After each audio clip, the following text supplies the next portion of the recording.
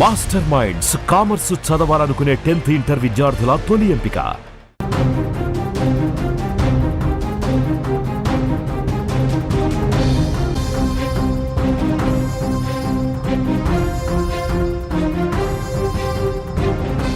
So breaking news చూస్తున్నాం. హైదరాబాద్లోని జీడి మెట్రోలో జరిగినటువంటి ఈ దారుణం గురించి ప్రతి ఒక్కరు కూడా చెల్లించిపోతున్నారు.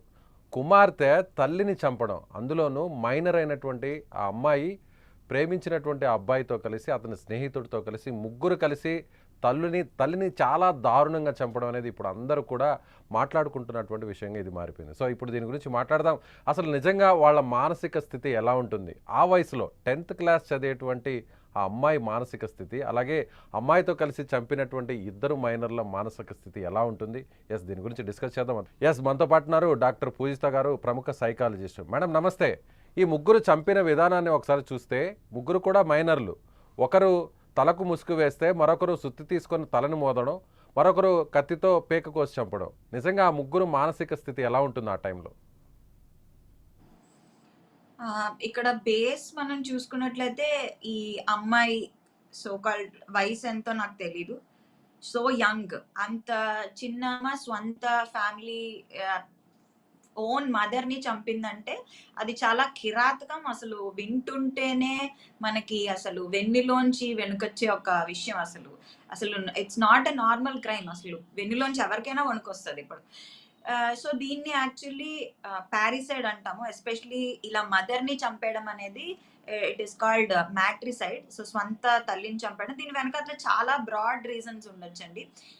ఒకటి, వాళ్ళ ఫ్యామిలీ హిస్టరీ ఏంటి అంటే, వాళ్ళ ఇంట్లో వైలెన్స్ ఉందా అంటే, మదర్ కానీ అండర్స్టాండింగ్గా లేదా, లేదా టూ మచ్ కంట్రోలింగ్గా ఉందా అనేది ఒక విషయం. నిజంగా ఆవిడ నుంచి నిజంగా is the mother very unkind and very cruel అంటే, మదర్ తాలూకా తప్పేమైనా ఉందా, పిల్లలకి ఫ్రీడమ్ ఇవ్వకుండా విపరీతంగా కంట్రోల్ చేసేసి నీడ్స్ అన్నిటినీ పట్టించుకోకుండా ఉన్నారా అనేది ఒక విషయం. రెండో విషయం ఇక్కడ తీసుకుంటే, ఈమె ఎవరైతే చంపిందో, తన సోకాల్డ్ ఫ్రెండ్స్తో ఆర్ లవర్తో కలిసి చంపిందో, ఈమె తాలూకా మెంటల్ స్టేట్ తీసుకున్నట్లయితే డెఫినెట్లీ ఆమె ఒక మానసిక డెఫినెట్లీ బాధపడుతున్నట్టు మనకు క్లియర్ గా అర్థం అవుతున్నది. కొన్ని కేసెస్ లో మాత్రమే ఒక డిజార్డర్ లేదా సైకోసిస్ లేకుండా ఇలాంటి క్రైమ్స్ చేస్తారు. మోస్ట్ ఆఫ్ ద టైమ్స్ ఏదైనా ఒక ఇష్యూ ఉండి, మెంటల్ హెల్త్ ఇష్యూ ఉంటే కమిట్ చేస్తారు. ఫస్ట్ ఆఫ్ ఆల్ మనం ఇక్కడ స్కిజోఫ్రీనియా ఉందేమో అని నేను అనుకుంటున్నాను, depending on what ever happened. ఈ స్కిజోఫ్రీనియా అనే ఈ రుగ్మతలో ఏంటంటే, వాళ్ళకి వాయిసెస్ ఉంటాయి అనమాట. ఎవరో వచ్చి ఏదో చెప్పినట్టు, మీ అమ్మని చంపే, మీ నాన్నకి ఇలా చేయి, ఎవరో నిన్ను ఇచ్చేస్తున్నారు, నీ మీద వాచ్ చేస్తున్నారు, వాయిసెస్ వినిపిస్తూ ఉంటాయి.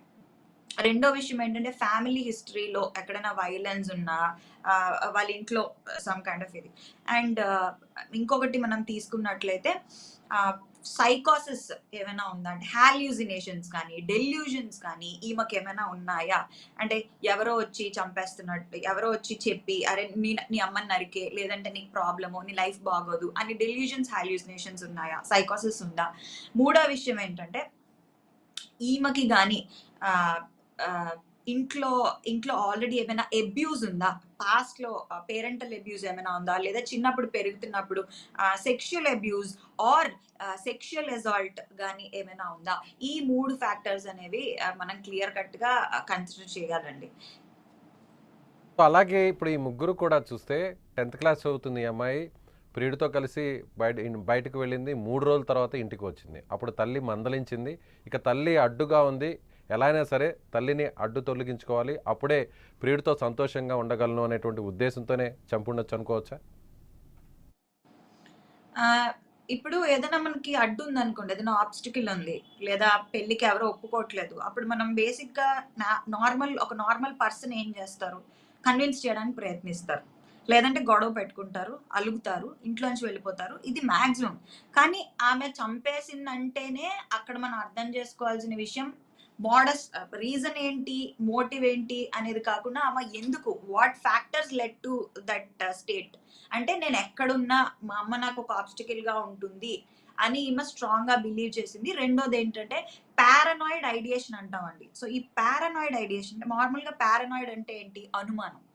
సో ఈ బేసిక్లీ ఈ పారానాయిడ్ ఐడియేషన్ ఉన్న వాళ్ళు మామూలుగా మనకి ఏదైనా ఎవరితోనా పడినప్పుడు, ఏదైనా ఉన్నప్పుడు, ఏదైనా డౌట్ వచ్చినప్పుడు మనం అయితే వెళ్ళి డైరెక్ట్‌గా వాళ్ళతో కన్ఫరెంట్ చేసి మాట్లాడతాం.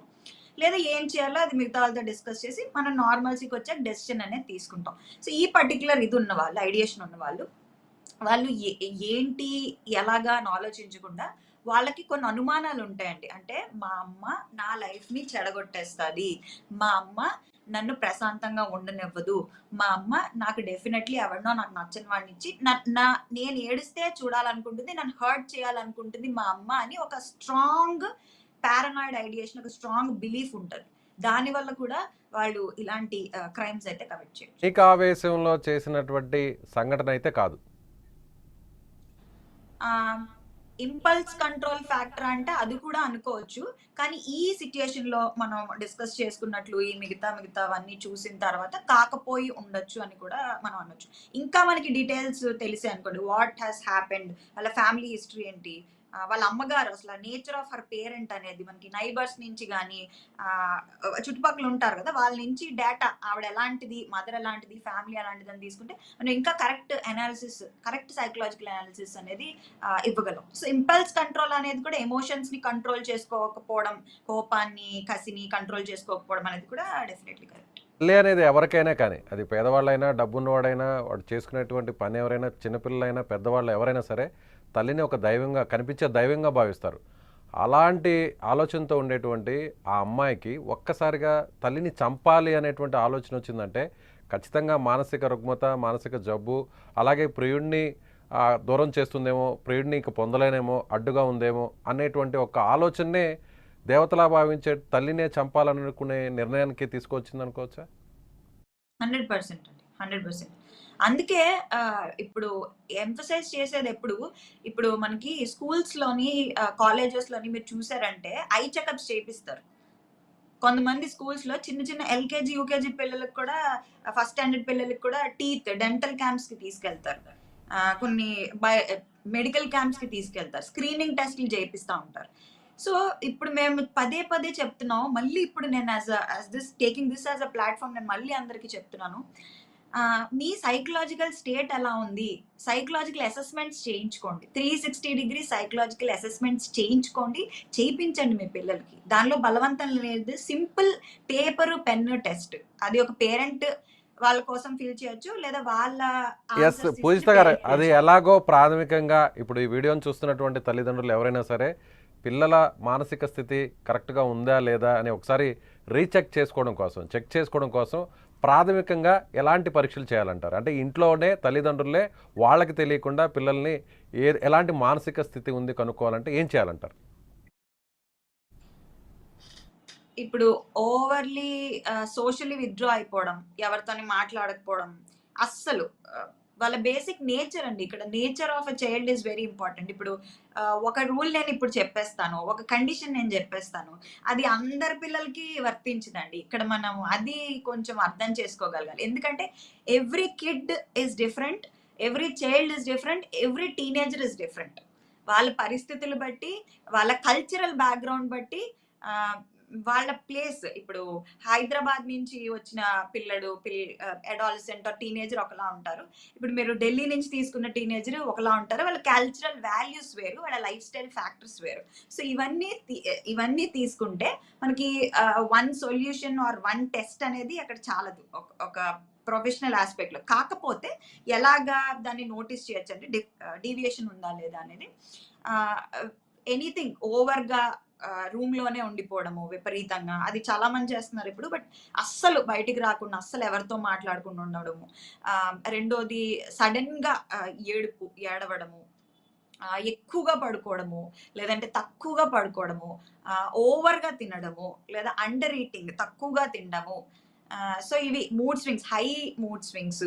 కాకపోతే ఇక్కడ మనం గుర్తుంచుకోవాల్సిన విషయం ఏంటంటే అడాలసెన్స్ అంటే 13-18 సంవత్సరాలు, 19 సంవత్సరాల మధ్యలో టీనేజ్ అనేది ఉంటుంది. సో, ఈ టీనేజ్‌లో అనేది స్టబర్నెస్ అంటే మొండితనం గాని, చిరాకు గాని, కోపం గాని, హార్మోన్స్ అంటే క్రష్‌లు ఉండడం గాని, ఇవన్నీ న్యాచురల్ పార్ట్ ఆఫ్ ట్రాన్సిషన్ అంటాం. అంటే ఒక చైల్డ్ నుంచి ఒక అడల్ట్ స్టేజ్‌లో అవన్నీ కామన్.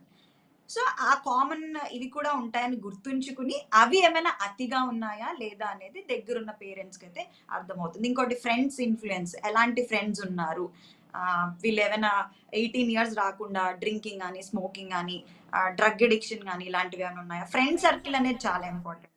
పేరెంట్స్ ఫ్రెండ్లీగా ఉంటే మీ పిల్లల ఫ్రెండ్స్ని ఇంటికి ఇన్వైట్ చేయండి, మీ ఇంటికి ఇన్వైట్ చేయండి, మీరే ఒక పార్టీ ఇవ్వండి మీ పిల్లల ఫ్రెండ్స్కి, నేనైతే సజెస్ట్ చేస్తాను.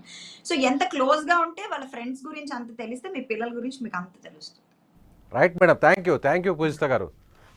సో ఇది సైకాలజిస్ట్ డాక్టర్ పూజిత గారు చెప్తున్నట్టుగా ఈ ఇన్సిడెంట్లో చూస్తే ఖచ్చితంగా అక్కడ ఉన్నటువంటి కుటుంబ పరిస్థితులు, అలాగే తల్లి ఆ పాపతో ఉంటున్నటువంటి విధానం కావచ్చు, లేదంటే ప్రీవియస్గా ఉన్నటువంటి ఏదైనా గొడవలు కావచ్చు, ఇలాంటివి కూడా ఏదైనా బ్యాక్గ్రౌండ్లో ఉండి ఉండొచ్చు. అదేవిధంగా మిగిలినటువంటి వారందరూ కూడా టీనేజ్లో ఉన్నటువంటి పిల్లలు ఈ విధంగా బిహేవ్ చేయకుండా ఉండాలంటే వాళ్ళ మానసిక స్థితి ఎలా ఉందో తల్లిదండ్రులు గమనించాల్సినటువంటి పరిస్థితి చాలా ఖచ్చితంగా ఉందని డాక్టర్ గారు చెప్తున్నారు. సో మీరేమనుకుంటున్నారు? మీ పిల్లల గురించి మీరు ఖచ్చితంగా ఆలోచిస్తున్నారా? సో మీ అభిప్రాయాన్ని కామెంట్ రూపంలో తెలియజేయండి. Thank you.